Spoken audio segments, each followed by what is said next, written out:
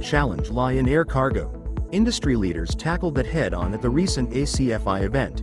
For the size of the economy that India is today, we have today 6 or 7 freighters is what we have in the country, owned by the carriers in the country. For the size of the economy today, we should actually have about 90 freighter fleet. And when we grow 3 times by the end of the decade, our freighter fleet should also grow by 2.5 to 3 times. That is what we are looking at. So unfortunately, we don't have a plan.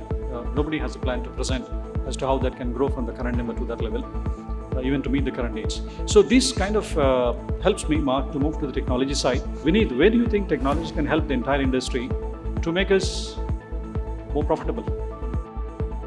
90% of the market uses technology in a manner which is, my sense is, up there in the world. And I'll compare this.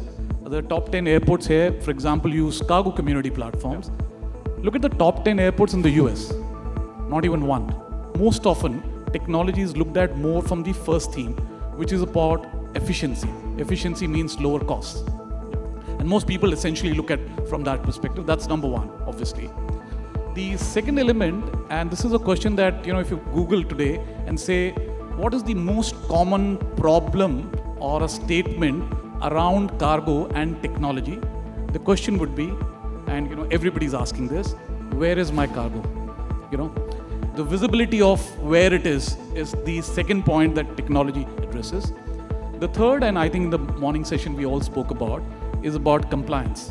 Whether it's customs compliance or any other compliance, but the fact is the law of the land needs to be met. The fourth element is security, and I think that's becoming, it's not just cyber security per se, but just cargo security is a bigger factor. And last but not the least, this is a factor which is essentially catching up, is all around sustainability. So whether it's on documents or whether you save money in terms of landside movements, etc., etc. All these themes are currently going on.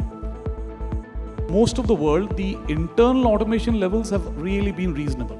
Okay, but I think the next level is about how people collaborate with each other. How do you digitally collaborate? Now this is either at the airport or a nation level, but also it needs to now become essentially that, because cargo moves between international cargo moves between 2 destinations, which are origin and somewhere on the other side. How do you essentially connect them also digitally? So in as much as I have trade corridors, how can you have digital corridors? So I think that's the framework on which this works. And I agree, each business is a technology business. I mean, in the front phase, it could be anything else.